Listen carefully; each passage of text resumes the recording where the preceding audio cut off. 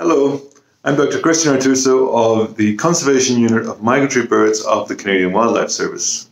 The question I've been asked today is, can beef cattle be good for the environment? The answer to that is certainly yes, in the right context. As a realtor would say, location, location, location, so too the answer to that question comes down to context, context, context.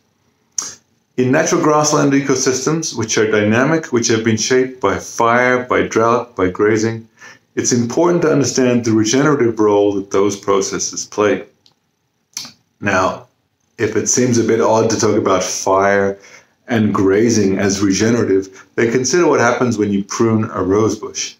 You clip away a little of the plant responds, it actually stimulates growth. In the same way, grazing in natural grasslands, in part because different plants respond differently to grazing, promotes healthy growth and diversity. Now, in North America's grasslands, that service, of course, was once provided by large herds of bison. Today, both beef cattle and bison perform a similar role. And in so doing, they are providing habitat and maintaining habitat for many threatened plants and animals. In fact, many of the most threatened and endangered species on the North American continent.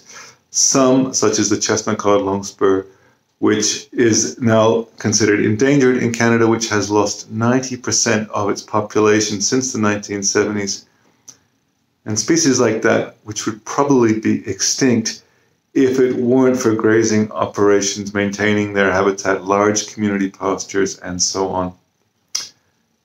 So if you take away the bovines, the grasslands actually become degraded, they become encroached by shrubs. Eventually they become no longer suitable for the species that have called them home for millennia. In short, grasslands need the grazers, and that is where cattle ranching can be an important conservation tool and support biodiversity.